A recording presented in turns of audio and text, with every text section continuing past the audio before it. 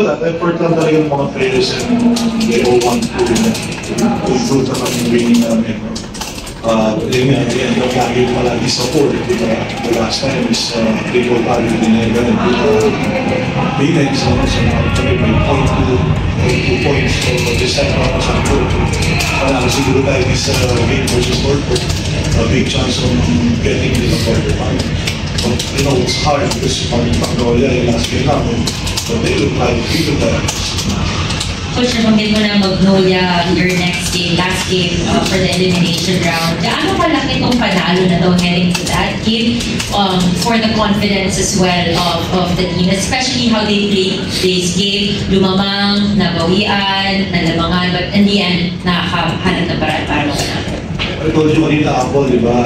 Kaya malaki pa mga itong mga player, but still young, they're still young.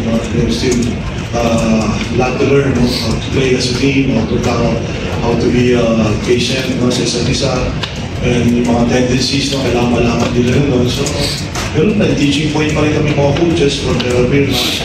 Then maybe this win will give us getting to the quarterfinals, bahala na kasi yan. So in other teams winning kung sino yung makakatay namin or kung sino yung winner over the others, so ganun mangyayari. So hopefully na hindi kami magkaroon na mapasok tayo.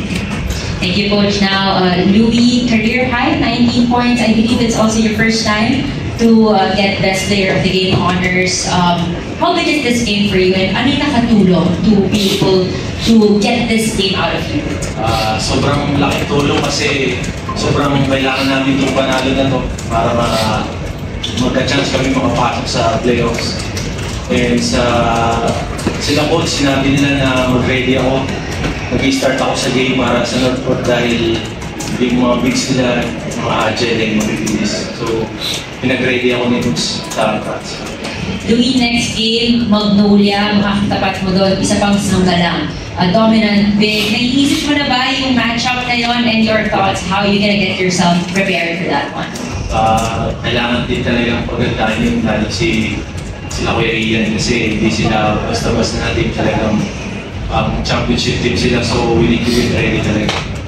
If you could just give us an idea sa practice, gaano naka-competitive? Because Wami mentioned how tumaas yung level of competitiveness nyo sa ensayo. Also because nananalo kayo sa games. Kung may i-describe mo sa amin, paano kayo sa ensayo?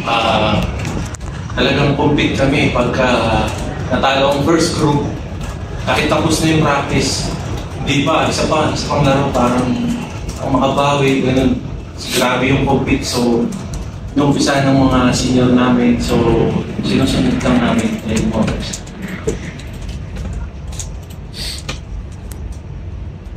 We're now ready to entertain questions.